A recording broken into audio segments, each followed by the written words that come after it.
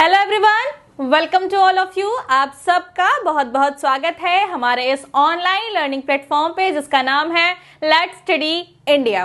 तो फ्रेंड्स, आज जो हम टॉपिक डिस्कस करने वाले हैं, जो यूनिट हम स्टार्ट करने वाले हैं, वो आप लोगों की बहुत ज्यादा डिमांडेड यूनिट है। आज हम लोग applied microbiology first semester botany की लास्ट यूनिट स्टार्ट करने वाले हैं। हमने माइकोलॉजी बीच में स्टार्ट की थी, बट आप लोगों को पहले अप्लाइड माइक्रोबायोलॉजी कंप्लीट करना था, ऐसा आप लोगों से रिक्वेस्ट आ रहा था, तो इसलिए हमने उस यूनिट को वहीं पे क्वाइट कर दिया और यहां से स्टार्ट किया है हमने आपकी लास्ट यूनिट अप्लाइड माइक्रोबायोलॉजी। आज इसका पहला टॉपिक जो कि है फूड फर्मेंटेशन बाय माइक्रोब्स, मतलब कि फूड फर्मेंटेशन होता क्या है और माइक्रोब्स कैसे कैसे फूड फर्मेंट करते हैं उसके बारे में देखेंगे, और क्या क्या उससे आपको प्रोडक्ट मिलते हैं, वो सारी चीजें हम लोग आज की वीडियो में कंप्लीट देखने वाले हैं। देखिए, ये जो टॉपिक है ये बहुत इजी टॉपिक है। इस टॉपिक के बारे में आपने पहले से पढ़ा है, अपनी डेली लाइफ में देखा है, बस उसी फॉर्म को एक साइंटिफिक, एक लैंग्वेज सिस्टमैटिक फॉर्म में हम यहाँ पे कन्वर्ट करेंगे और आपको डिलीवर कर देंगे। ठीक है, तो स्टार्ट है आप लोग। चलो समझते हैं सबसे पहले कि फर्मेंटेशन क्या होता है। हमारा टॉपिक क्या है? Food fermentation. टॉपिक क्या है? Food fermentation. फूड का मतलब तो आपको पता है कि फूड का मतलब क्या होता है? भोजन। अब आती है बात फर्मेंटेशन की कि फर्मेंटेशन क्या होता है। फर्मेंटेशन की बात आती है कि फर्मेंटेशन होता क्या है। तो फर्मेंटेशन, मैंने आपको एक जो आपकी पहली यूनिट थी बॉटनी की, वहां पे मैंने आपको फर्मेंटेशन के बारे में बताया था। आज हम लोग फिर से एक बार फर्मेंटेशन के बारे में पढ़ लेते हैं। उसके बाद फूड फर्मेंटेशन क्या होता है, क्यों माइक्रोब्स फर्मेंटेशन करते हैं फूड का, और कौन कौन सी चीजें प्रोड्यूस करते हैं, ये हम लोग का वे रहेगा पढ़ने का। तो चलिए, सबसे पहले फर्मेंटेशन में क्या होता है। सबसे इंपॉर्टेंट चीज कि कोई भी ऑर्गेनिज्म जब लिविंग है तो उसको क्या क्या चाहिए होता है? उसको चाहिए होता है भोजन। और वो फूड जो है वो कहां से ऑब्टेन करता है? कोई फूड सोर्स होता है जहां से वो अपना फूड लेता है। ठीक है, तो मोस्टली हम लोग क्या करते हैं, ग्लूकोज को फूड के फॉर्म में लेते हैं। ठीक है, हम लोग जो खाना खाते हैं, जो भी चीजें लेते हैं, वो एब्जॉर्ब होता है और ग्लूकोज के फॉर्म में, कार्बोहाइड्रेट के फॉर्म में वो फूड जो है हमारे ब्लड में ट्रैवल करता है और वहां से जो है न्यूट्रिशन लेता है। तो मोस्ट ऑफ जो ऑर्गेनिज्म होते हैं उनके फूड का फॉर्म जो है कहीं ना कहीं कार्बोहाइड्रेट होता है, ग्लूकोज होता है।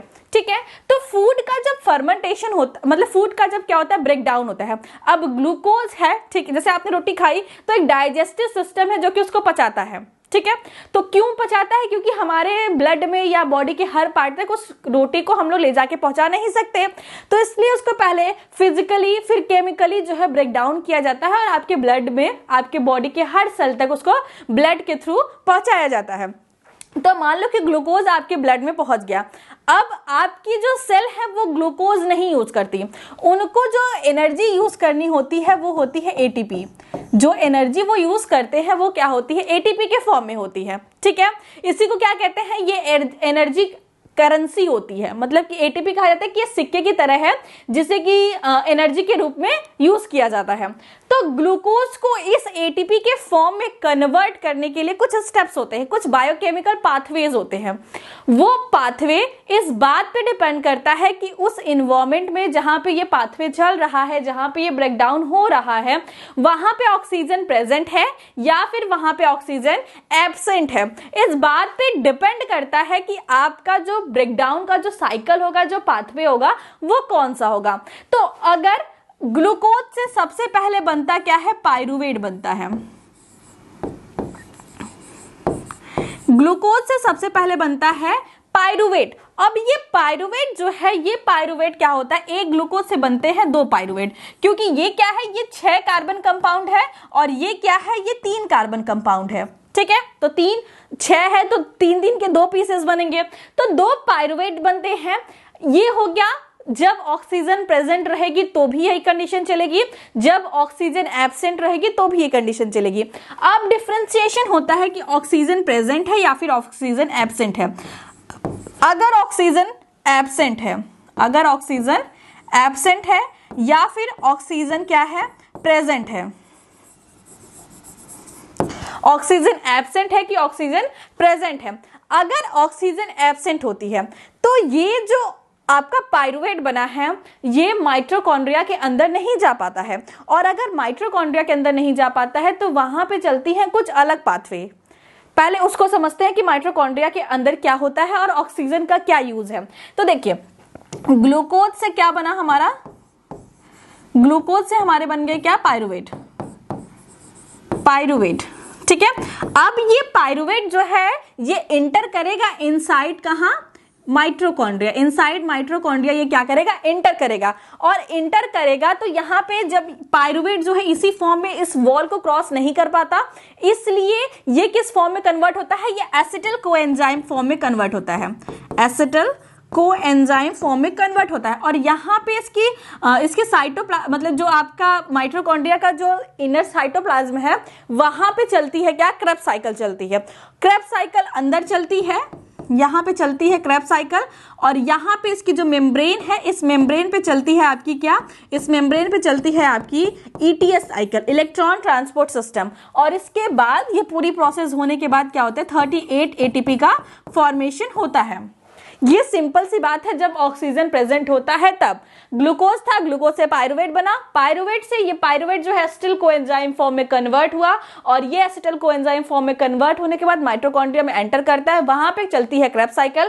क्रेब्स साइकिल चलने के बाद उसकी जो प्रोडक्ट बनते हैं, जो यहाँ पे NADH बनता है और FADH बनता है, NADH2 और FADH2 का जो फॉर्मेशन होता है, NADH2 का फॉर्मेशन होता है, ये जाता है इलेक्ट्रॉन ट्रांसपोर्ट चेन पे, और लास्ट में आपको पूरा प्रोसेस मिला के 38 एटीपी का फॉर्मेशन होता है।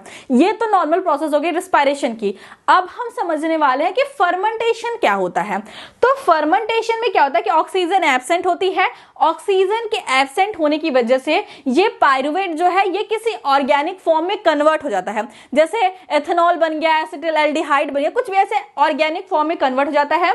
और यहाँ पे जो नंबर ऑफ एटीपी बनती है, जैसे यहाँ पे जितनी एटीपी बनती है वही एटीपी का यहाँ पे जो है कि टोटली फॉर्मेशन होता है। ठीक है, तो मतलब कि ये फर्मेंटेशन वाला जो प्रोसेस हो गया ये इसलिए हो गया क्योंकि हमारे पास ऑक्सीजन नहीं है या फिर हमारे पास माइटोकॉन्ड्रिया नहीं है, तो हमारे जो फूड का है वो कंप्लीटली ऑक्सीडेशन नहीं हो पाता है, कंप्लीटली ब्रेक डाउन नहीं हो पाता, तो हमारे पास जो एटीपी बनती है वो कम बनती है।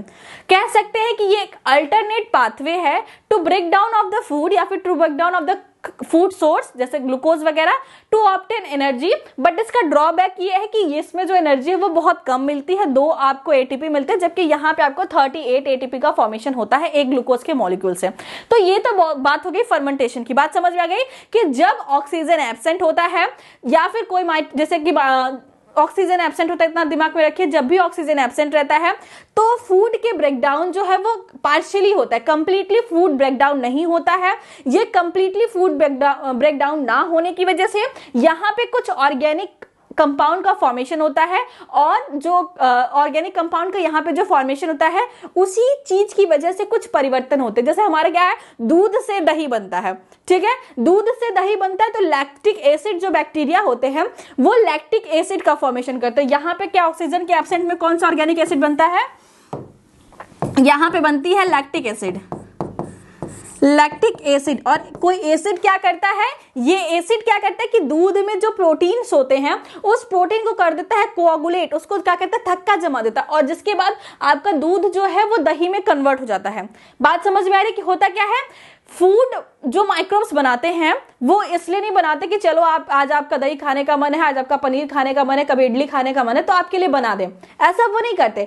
वो वहां पे ग्रो होते हैं, आपका जो फूड सोर्स था उसे अपने एनर्जी फॉर्म में कन्वर्ट अपने एनर्जी के लिए यूज करते हैं, और उससे जो वेस्ट बनता है उसकी वजह से आपके कुछ फॉर्म जो है कन्वर्ट हो जाते हैं, जिसे हम लोग कहते हैं कि ये फर्मेंटेड फूड है। जैसे फर्मेंटेड बियर हो गया, अल्कोहल मतलब अल्कोहलिक प्रोडक्ट हो गया, बियर वाइन वगैरह घर में जो यूज होता है, जैसे इडली हो गया, इडली के लिए जो हम बनाते हैं, डो बनाते हैं, ब्रेड्स बनाते हैं, दही हो गया, और भी बहुत सारी चीजें होती है जो फर्मेंटेड फूड होती है। तो ये कॉन्सेप्ट समझ में आ गया फर्मेंट क्यों होता है फूड, क्योंकि जो ये प्रोडक्ट बनता है, जो ये प्रोडक्ट बनाते हैं पार्शली डाइजेशन या partially breakdown of the food के, वो क्या करता है, वो आपके फूड के टेक्सचर में, उसके फ्लेवर में, उसके डाइजेस्टिबिलिटी में कुछ कन्वर्ट कर देता है, कुछ चेंजेस कर देता है, जिसकी वजह से उसकी क्वालिटी इनहेंस भी हो सकती है, उसकी क्वालिटी डिक्रीज भी हो सकती है। तो जो हमारे लिए इनहेंस होती है, जिसमें विटामिन के अमाउंट, जिसमें फ्लेवर, जिसमें टेस्ट वगैरह इंक्रीज हो जाते हैं, उसे हम लोग फर्मेंटेड फूड की तरह यूज करते हैं। उसको हम लोग मतलब फर्मेंट करने के लिए रख देते हैं, और कुछ में जैसे कुछ खाने क्या होते हैं, सड़ जाते हैं, तो उसमें कुछ ऐसा फ्लेवर बढ़ता नहीं है, उसमें पॉइजनस चीजें बढ़ जाती है, तो उसे हम लोग कहते हैं कि खाना खराब हो गया है। दोनों में ग्रो क्या हो रहा है, माइक्रोब ग्रो हो रहा है। अगर वो हमारे लिए बेनिफिशियल चीजें बना रहा है तो वो हमारे लिए अच्छा है, अगर वो हमारे लिए हार्मफुल चीजें बना रहा है तो हम लोग कहते हैं कि वो फूड जो है स्पॉइल हो गया। बात समझ में आ गई?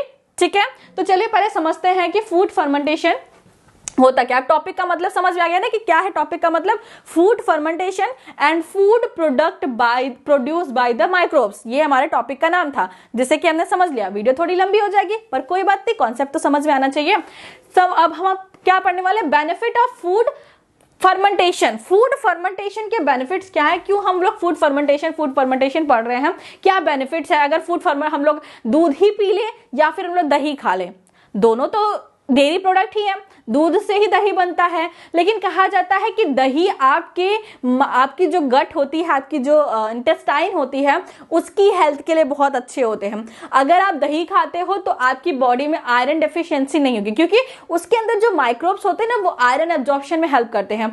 और आपकी ओवरऑल जो डाइजेशन, अगर आपकी डाइजेशन अच्छी है तो आपकी ओवरऑल हेल्थ अच्छी रहेगी, उसे आप इजिली डाइजेस्ट। बहुत लोगों को क्या होता है कि दूध पीने के बाद वो डाइजेस्ट नहीं कर पाते हैं, उनमें एसिडिटी वगैरह हो जाती है, प्रॉब्लम हो जाती है, डाइजेशन नहीं हो पाता, लेकिन वो लोग दही को, कर्ड को आसानी से डाइजेस्ट कर पाते हैं। तो क्या क्या बेनिफिट्स हैं फर्मेंटेशन फूड के, जो फूड फर्मेंट हो गया है उसके क्या क्या बेनिफिट्स हैं। तो सबसे पहले क्या दिया है, human being use food fermentation liberated wine yeast curd as early 4000 BC by the food fermentation. जो हमारी हिस्ट्री है उसमें हमने 4000 BC से हमने फर्मेंटेशन, जैसे वाइन और जो है कि कर्ड वगैरह को की यूज के बारे में हमको इन्फॉर्मेशन मिलती है। अगर आपने कभी कोई धार्मिक सीरियल वगैरह देखा होगा तो जो राजा लोग रहते थे या फिर जो देवता रहते थे, वो लोग भी मदिरा पान करते थे, मतलब कहीं ना कहीं वो वाइन ही था, और वो जो वाइन था वो कहीं ना कहीं फर्मेंटेशन फूड से ही प्रोडक्ट हुआ था। बात समझ में आ रही? तो हमारे पास बहुत प्राचीन एविडेंस है कि हम लोग फूड का फर्मेंटेशन कर रहे हैं। कहा जाता है कि ये सबसे ओल्डेस्ट बायोटेक्नोलॉजी की जो है कि ब्रांच है। जैसे अभी बायोटेक्नोलॉजी में बहुत सारे नए नए ब्रांचेज आ गए हैं, उसमें gene therapy, gene engineering, genetic engineering, बहुत सारी चीजें इंक्लूड हो गई है, बहुत सारी चीजें जुड़ चुकी हैं। लेकिन जो ये फर्मेंटेशन वाली नॉलेज है, ये कहा जाता है कि बायोटेक्नोलॉजी की सबसे ओल्डेस्ट ब्रांच है, क्योंकि उस टाइम से हमको बायोटेक्नोलॉजी की ये सारी चीजों के बारे में इंफॉर्मेशन थी। इसको कहा जाता है कि ट्रेडिशनल बायोटेक्नोलॉजी है। आगे क्या दिया है, the microbes increase food flavour. जो माइक्रोब्स है ये फूड की फ्लेवर को इंक्रीज करते हैं, उनकी सेल्फ लाइफ को इंक्रीज करते हैं। सेल्फ लाइफ का मतलब क्या, जैसे आपने मान लो कि खेत में से टमाटर तोड़ के रखा, अब वो टमाटर पेड़ से अलग होने के बाद कितने दिन तक अपने आप को इस फॉर्म में बनाए रखता है कि कोई भी उसे एज ए फूड यूज कर सकता है। इसे कहते हैं कि ये इसकी सेल्फ लाइफ है। तो फर्मेंटेशन से चीजों की सेल्फ लाइफ बढ़ती है, जैसे कि सिरका वगैरह घर में बनती है, अचार वगैरह बनते हैं, तो ये सारी चीजें क्या है, ये एक तरीके से फर्मेंटेशन किया जाता है और उसकी सेल्फ लाइफ को बढ़ा दिया जाता है। सिरका वगैरह जिस चीज में डाल देते हैं अचार वगैरह में, तो उसकी सेल्फ लाइफ और बढ़ जाती है। तो सेल्फ लाइफ को बढ़ाया जाता है, फ्लेवर बढ़ाया जाता है, फूड के टेक्सचर को बढ़ाया जाता है। जैसे दही, अरे आप पनीर वगैरह बनाते हैं तो फर्मेंटेट किया जाता है दूध को, और वहां से बहुत अच्छे टेक्सचर के क्या होते हैं, हमको क्या पनीर बन के मिलता है। उसके हेल्थ बेनिफिट्स होते हैं, उसमें कुछ विटामिन, कुछ माइक्रो न्यूट्रिएंट की अमाउंट बहुत ज्यादा हो जाती है। Increase nutrient value by synthesis of vitamin, essential amino acid, protein, fibre, digestibility. उसमें क्या, जो आपके लिए एसेंशियल अमाइनो एसिड है उनका जो सिंथेसिस हो जाता है वो इजी डाइजेस्टेबल हो जाते हैं। तो ये सारे कुछ बेनिफिट है फूड के फर्मेंटेशन होने के। आगे क्या है, by reducing toxic such as aflatoxin, cyanogen and produce antimicrobial factors such as lactic acid, carbon dioxide, hydrogen peroxide, ethanol. Microbes help to convert unsuitable food into suitable form. देखिए, जो चीजें ठीक ठाक थी उन चीजों को और इनहेंस कर रहा है फर्मेंटेशन से, और जिन चीजों के अंदर थोड़ा सा पॉइजनस चीजें थी, कोई ऐसी चीजें थी जिसमें जो है कि थोड़ा पॉइजनस चीजें थी, जो हार्मफुल चीजें थी, जैसे साइनोजेन हो गया, आपका अफ्लाटॉक्सिन हो गया, कार्बन डाइऑक्साइड, हाइड्रोजन पेरोक्साइड, ये सारी जो चीजें हैं अगर वो खाने में है तो उसको क्या करते हैं, फर्मेंटेशन की हेल्प से उसको क्या करते हैं, फूड में से वो फॉर्म को चाहे तो अलग कर देते हैं वो सारे माइक्रोब्स, या फिर उसे किसी ऐसे फॉर्म में कन्वर्ट कर देते हैं जो कि आपके हेल्थ के लिए बढ़िया होता है, बेटर होता है। तो इस तरीके से फर्मेंटेशन के बहुत सारे बेनिफिट्स है। सबसे इंपॉर्टेंट अगर आपको लिखना हो कि फर्मेंटेशन के बारे में लिखना हो, फूड फर्मेंटेशन के बारे में, तो ये टॉपिक जरूर लिखिएगा। यहाँ पे मैंने इसको इस तरीके से पैराग्राफ फॉर्म में लिखा है। आप लिखेंगे कि ये क्या करता है, फूड की फ्लेवर को इनहेंस करता है, ये फूड की जो है कि डाइजेस्टिबिलिटी को इंक्रीज करता है, ये फूड की सेल्फ लाइफ को इंक्रीज करता है, ये फूड में प्रेजेंट जो आपके हार्मफुल चीजें होती है जैसे साइनोजेन हो गया, एफ्लाटॉक्सिन हो गया, उसको क्या करता है, उसको निग्लेक्ट करता है, उसको हमारे यूजेबल फॉर्म में कन्वर्ट करता है। तो ये सारी चीजें अगर आप पॉइंट वाइज लिख देते हैं तो अच्छे खासे नंबर आपके आ सकते हैं।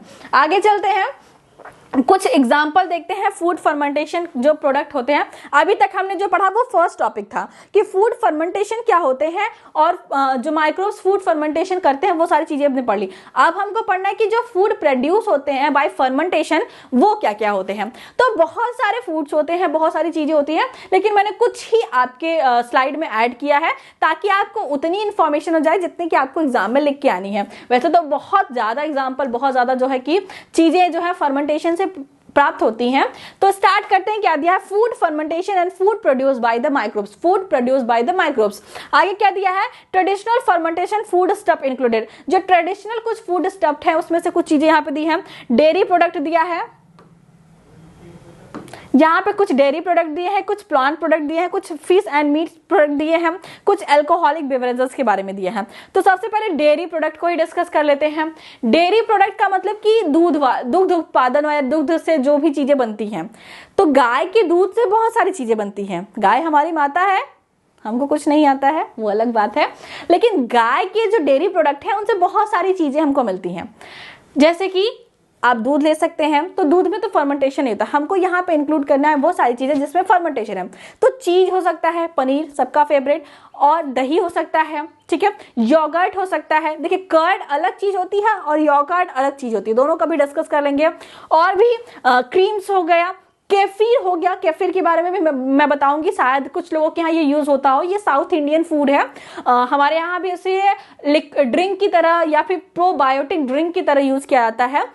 तो उसके बारे में भी हम लोग देखेंगे। उसके बाद क्या है, plant product, bread and fermentation, right product, fermented fruit, vegetables, legumes, preserved olive oils, fermented cabbage, toffee, Coca, coffee beans, ये बहुत सारी चीजें हैं जो कि प्लांट से प्रोड्यूस होती है। जैसे क्या होता है, कॉफी जो बनती है, तो कॉफी जब तोड़ के लाई जाती है, उसकी जो आपकी जो बेरीज होती है उसको जब तोड़ के लाया जाता है तो उसके ऊपर कुछ कवरिंग्स होती हैं, तो इनको फर्मेंटेशन के लिए छोड़ दिया जाता है। इनके ऊपर की जो लेयर है वो जब गल जाती है तो कॉफी को अलग किया जाता है और जो है उसको फिर ड्राई करके जो है कि उसको फ्राई वगैरह करके भून के रोस्टेड करके फिर आपकी कॉफी बनती है। और क्या दिया है, ब्रेड का फॉर्मेशन, जैसे आटा है तो फिर उसको पहले उसका फ्लोर बनाते हैं, फ्लोर में ईस्ट और कुछ फ्लेवरिंग एजेंट और बहुत सारी चीजें ऐड करते हैं, फिर उसको फर्मेंटेशन के लिए छोड़ देते हैं, फिर फर्मेंटेशन हो जाता है, फिर उसको बेक करते हैं। तो इस तरीके से प्लांट प्रोडक्ट भी बहुत सारे हैं जहां से आपको जो है कि मिलते हैं, फर्मेंटेशन फूड मिलते हैं। और क्या दिया है यहाँ पे, लेग्यूम्स, वेजिटेबल्स, बहुत सारे जो वाइन्स वगैरह बनते हैं, अल्कोहलिक प्रोडक्ट जो बनते हैं वो सारी चीजें भी, जैसे अंगूर के दाने, या फिर होता है क्या कहते हैं उसको, गेहूं वगैरह के दाने जो होते हैं, बार्ली वगैरह जो होती है, वहां से भी आपको बहुत सारे बेवरेजेस मिलते हैं। अल्कोहलिक बेवरेजेस में क्या दिया, बियर, वाइन और डिस्टिल्ड स्पिरिट्स, और जैसे कि ये सारी चीजें जो है आपके फर्मेंटेशन फूड की फॉर्म में मिलती है। फिश एंड मीट प्रोडक्ट, जैसे fish sausage and fermentation sausage, meat product को भी फर्मेंटेशन करके जो है बहुत सारे सॉसेज वगैरह का फॉर्मेशन किया जाता है। तो ये तो बेसिक चीजें थी कि आपको क्या क्या मिल सकता है। अब हम लोग क्या करेंगे कि एक एक करके चीजों को डिस्कस करेंगे। तो सबसे पहले चीज प्रोडक्शन की बात करते हैं कि चीज का प्रोडक्शन कैसे होता है। तो घर में हम लोग चीज कैसे बनाते हैं, दूध रहता है, दूध को बॉईल करते हैं, बॉईल करते टाइम ही उसमें चाहे नींबू या फिर फिटकरी या फिर पहले से हमारे पास अगर चीज का पानी रहता है, जैसे चीज पहले हमने बनाया था उसमें जो वाटर मिला था उसको मिक्स कर देते हैं, तो दूध जो है फट जाता है और फिर उसको हम लोग जो है कि अच्छे से मिक्स करके उसके बाद उसको छान लेते हैं और उसको प्रेस कर देते हैं और वो हमारा क्या हो जाता है, हमारा चीज बन जाता है। लेकिन कॉमर्शियल लेवल पे चीज का फॉर्मेशन कैसे होता है, क्या चीज दिया है, production of coagulated milk protein or curd from pasteurised milk is achieved by the activity of the lactic acid bacteria. देखिए सिंपल सा, ये चीजें तो आपको मैं बाद में बता दूंगी। सिंपल से क्या होता है कि पहले हम लोग क्या लेते हैं, मिल्क लेते हैं, क्या लेते हैं, मिल्क लेते हैं। मिल्क को क्या करते हैं, पहले हम लोग क्या करते हैं, इसको हीट करते हैं, पास्चराइज करते हैं,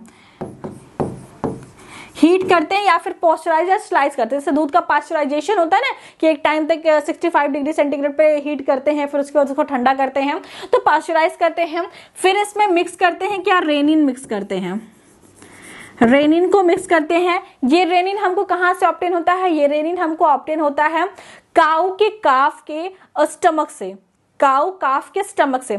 एक बात और रेनिन से याद आती है कि आपने देखा होगा कि जो छोटे बच्चे होते हैं जो सिर्फ मिल्क फीडिंग करते हैं, वो कभी कभी सोए रहते हैं तो उनके मुंह से जो है दूध निकलता है, मतलब अगर उन्होंने दूध पिया है, अगर सोए हैं तो थोड़ा बहुत वोमिटिंग जैसे हो जाती है, तो वो जो दूध होता है वो फटा फटा सा होता है, मतलब वो दूध के फॉर्म में नहीं होता, वो कह सकते हैं आप कि दही जब पनीर का जो पानी में बॉयल रहता है उस वाले फॉर्म में रहता है। क्यों ऐसा होता है, क्योंकि बच्चों के स्टमक में जो है रेनिन एंजाइम पाया जाता है, उसकी वजह से उनका जो दूध होता है उसके प्रोटीन जो है कोगुलेट हो जाते हैं, और उनके कोगुलेशन की वजह से वो आसानी से दूध को कंप्लीटली डाइजेस्ट कर पाते हैं। एक एज होने के बाद ये रेनिन का प्रोडक्शन हमारे जो बॉडी थी उसमें खत्म हो जाती है। तो ऐसे ही रेनिन का प्रोडक्शन होता है काऊ के जो काफ है उसके स्टमक में। तो क्या किया जाता था कि उसके स्टमक से रेनिन को निकाला जाता था और उसे हमारे पनीर में डाला जाता था, जिसकी वजह से उसका कोगुलेशन हो जाता था, और वो कोगुलेटेड जो हो जाता था उसके बाद उसको छान वगैरह के हम लोग उसको पनीर का फॉर्मेशन करते थे। लेकिन जो है कि बाद में जो लोग वेजिटेरियन थे या लोगों को लगा कि काफ के स्टमक से इस तरीके से चीज़ों को निकालना अनएथिकल है, ये चीज़ें ठीक नहीं है, तो कुछ फंगी जो है उनका भी यूज़ किया जाता है, उनके अंदर भी काइमोट्रिप्सिन जो एंजाइम का प्रोटीन था, तो वहां से हमने इसको सेपरेट किया और अपना पनीर बनाना स्टार्ट किया। और अभी बायोटेक्नोलॉजी में डेवलपमेंट होने के बाद हम क्या करते हैं कि काइमोट्रिप्सिन मतलब वो एंजाइम जो कि दूध को पनीर में कन्वर्ट करता है, उस एंजाइम का जो प्रोटीन था वो इकोलाई बैक्टीरिया में इंसर्ट कर दिया with the help of the genetic engineering, और फिर हमारे पास वो बैक्टीरिया जो इकोलाई हमारे लिए काइमोट्रिप्सिन का फॉर्मेशन करता है, जिसका यूज हम लोग कॉमर्शियली कर्ड प्रोडक्शन में करते हैं, मतलब कॉमर्शियली चीज प्रोडक्शन में करते हैं। तो ये था बेसिक सी चीजें कि एक्चुअल में होता क्या है। वही चीज यहाँ पे दिया है कि लैक्टिक एसिड बैक्टीरिया जैसे कि लैक्टोबैसिलस लैक्टी और स्ट्रेप्टोकोकस, बहुत सारे ऐसी बैक्टीरिया होती हैं जो कि कर्ड का फॉर्मेशन करती हैं, लेकिन जो रेनिन होती मतलब कि चीज का फॉर्मेशन करती हैं। ट्रेडिशनली क्या देखा गया है कि जो रेनिन होता है जिसमें काइमोसिन होता है और एस्पार्टेट प्रोटीज होता है, प्रोटीज क्या, प्रोटीन को डाइजेस्ट करने वाला, इट यूज टू चीज मेकिंग, इसका प्रयोग किया जाता है पनीर बनाने में। रेनिन जो है ये प्रिपेयर किया जाता है कहां से, स्टमक ऑफ काफ के, जो गाय का बछड़ा होता है उसके स्टमक से हमको ये रेनिन ऑब्टेन होता है, जिससे कि हम लोग रेनेट कहते थे। लेकिन और बाद में वेजिटेरियन चीज बनाने के लिए जो लोग वेजिटेरियन थे वो लोगों ने चीज खाना मना कर दिया, तो वेजिटेरियन चीज बनाने के लिए फंगल प्रोटीएज का यूज किया जाने लगा। और लास्ट में क्या है, रिकॉम्बिनेंट एंजाइम की हेल्प से इकोलाई में हमने इंट्रोड्यूस किया था अपना काइमोसिन का जो काइमोसिन का जो हमारा प्रोटीन था, उसको डीएनए था, उसको हमने इंसर्ट किया है, और हम अब जो है कि इस तरीके से चीज का फॉर्मेशन करते हैं। तो ये वाला कॉन्सेप्ट याद रखिएगा कि रेनिन जो होता है उसकी वजह से हम बनाते हैं। पहले ये काफ के मतलब कि ये स्टमक से मिलता था, बाद में इसको फंगल से यूज किया गया है, और अब जो है जेनेटिक इंजीनियरिंग की हेल्प से हम इसको इकोलाई से ऑब्टेन करते हैं, कॉमर्शियली इसका प्रोडक्शन होता है, और इसको जो है कि हम लोग चीज बनाने में यूज करते हैं। नेक्स्ट में चीज तो हो गया, अब देख लेते हैं कर्ड क्या होता है। कर्ड तो आप सबको पता है कि कर्ड क्या होती है, दही होती है। एक मिनट, कर्ड क्या है, दही है। तो दही का फॉर्मेशन में तो कोई बहुत ऐसे बड़ी सी चीज नहीं है। आपको क्या करना है,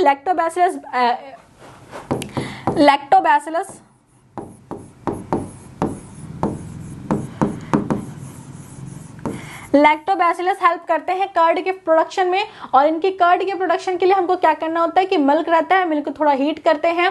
हीट करने के बाद इसमें पहले से जो प्रेजेंट हमारे पास मिल्क था, जिसे हम लोग कहते हैं कि इनोकुलम, जैसे घर पे मम्मी क्या करती हैं कि जब दही बनाती हैं तो उसमें से थोड़ा सा जोरन कहते हैं उसको, हम लोग की लैंग्वेज में तो जोरन कहते हैं हम लोग के घर पे, तो उसको थोड़ा सा दही का थोड़ा सा पार्ट जो है निकाल लिया जाता है। उस निकाले हुए दही के पार्ट को पहले रख दिया, मतलब रखी रहती है मम्मी, जब नेक्स्ट टाइम फिर से दही जमाना होता है तो उसी को थोड़ा सा उसमें डाल देती है। हैं, या फिर पहले से बची हुई थोड़ी दही रहती है तो उसको उसमें डाल देती हैं।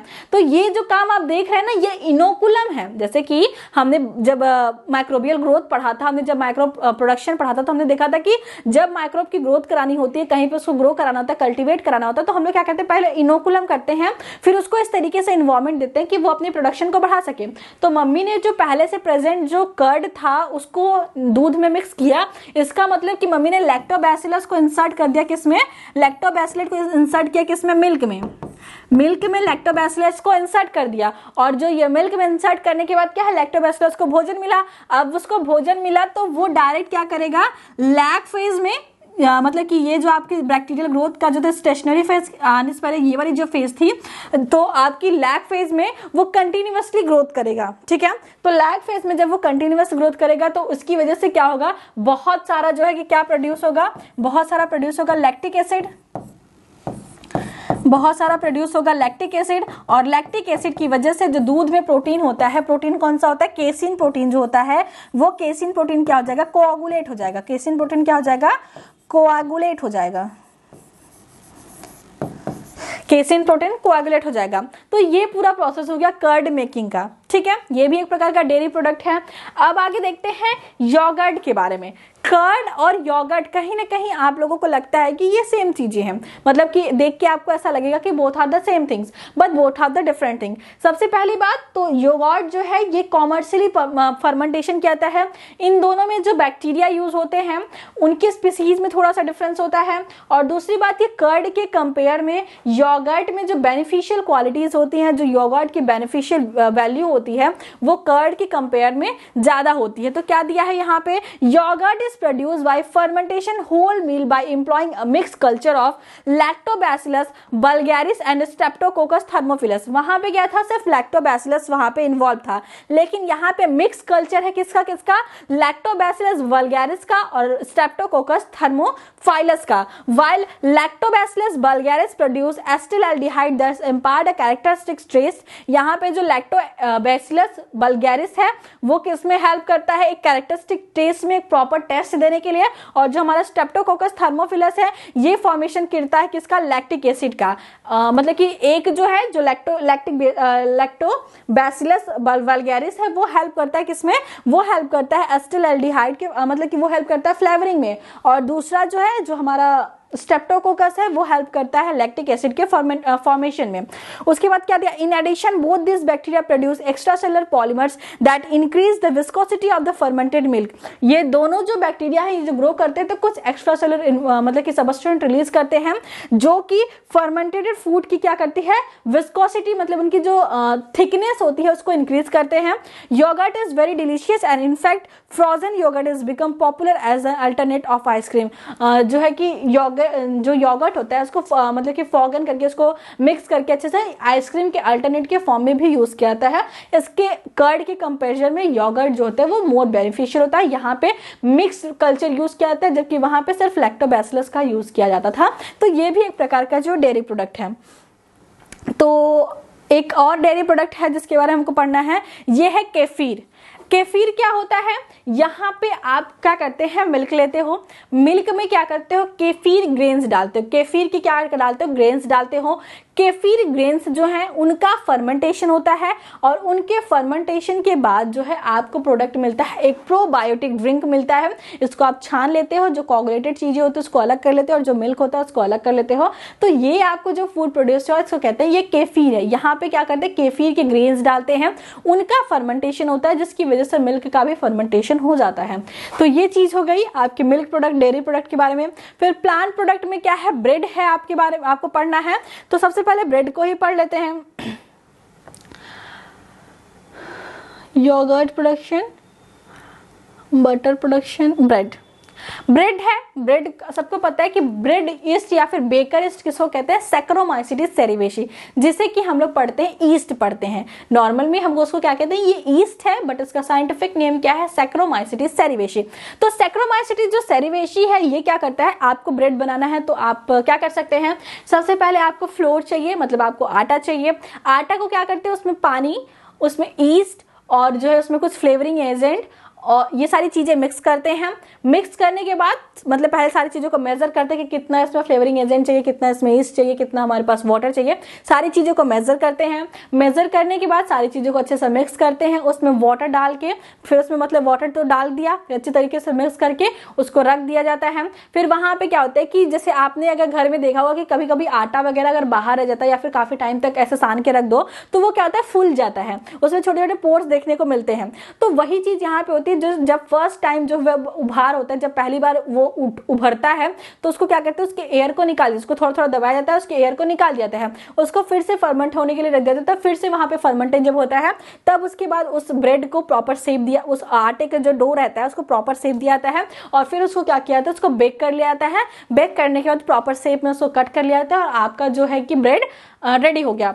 तो होता क्या है इसमें कि जब फर्मेंटेशन होता है तो वहां पे जो सैक्रोमाइसीटिस सेरिवेशी है, या जिसे हम लोग ईस्ट कह रहे हैं, ये ईस्ट जो होता है ये प्रोडक्ट करता है क्या, इथेनॉल और कार्बन डाइऑक्साइड। तो यहाँ पे जो कार्बन डाइऑक्साइड का जो प्रोडक्शन हो रहा है, मान लो कि ये हमारा क्या है, डो है, ये हमारा क्या है, डो, इसमें बहुत सारे कार्बन डाइऑक्साइड के मॉलिक्यूल्स हैं। जब हम इस डो को क्या करते हैं, जब हम इस डो को करते हैं हीट, जब इस डो को करते हैं हीट तो सारे के सारे कार्बन डाइऑक्साइड जो है वो हीट होते हैं और यहाँ से रिलीज हो जाते हैं।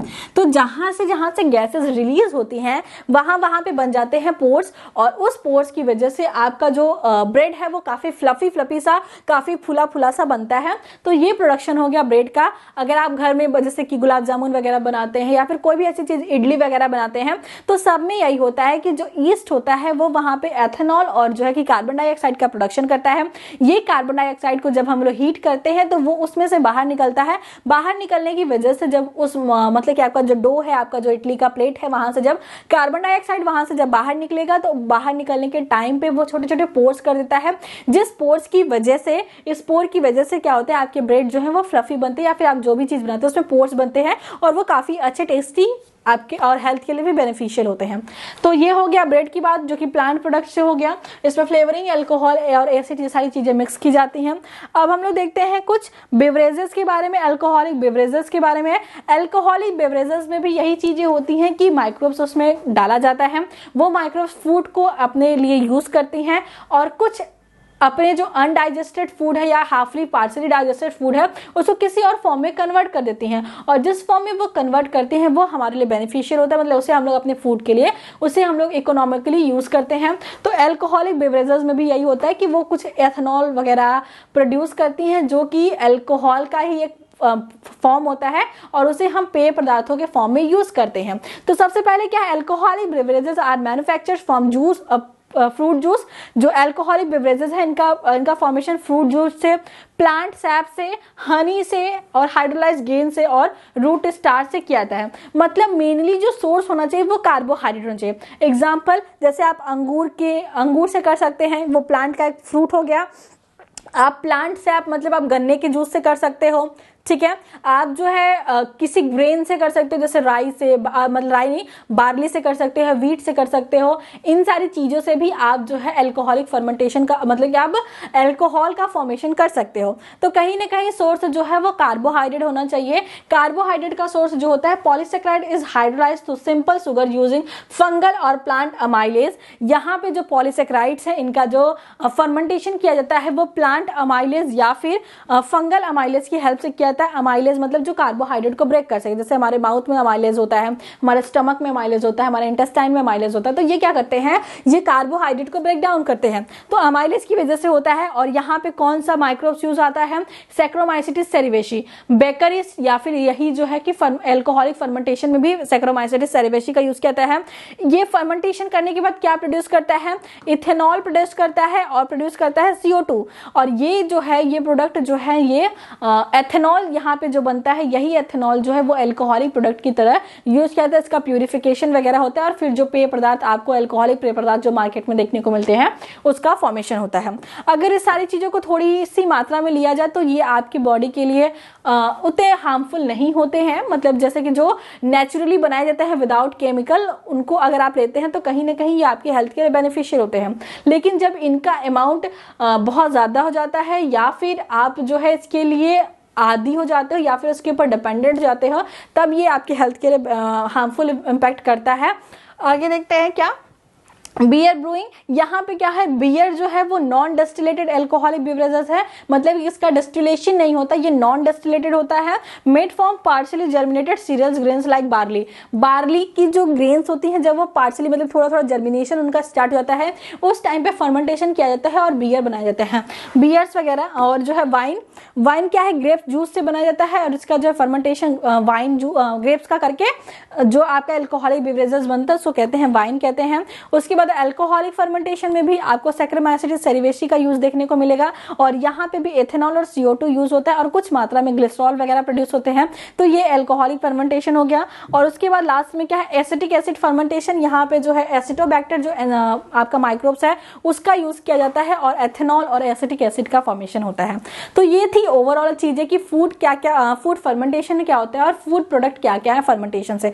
अभी ये लिस्ट बहुत लंबी थी, जैसे आप इडली वाला चीजें इंसर्ट कर सकते थे और भी बहुत सारी ऐसी चीजें थी जो कि हम यहाँ पे इंसर्ट कर सकते थे, लेकिन बहुत ज्यादा पढ़ाने का या बहुत ज्यादा एग्जाम्पल बताने का कोई मतलब नहीं है। आपको अभी मेन फोकस रखना है आपके एग्जाम पे, इसलिए मैंने कुछ ऐसे एग्जाम्पल लिए हैं जो कि आपने अपने डेली लाइफ में देखे हैं, ऐसे ही एग्जाम्पल मैंने यहाँ पे लिए हैं। तो thanks for watching this video. आपकी डिमांड पे ये वीडियोस थी।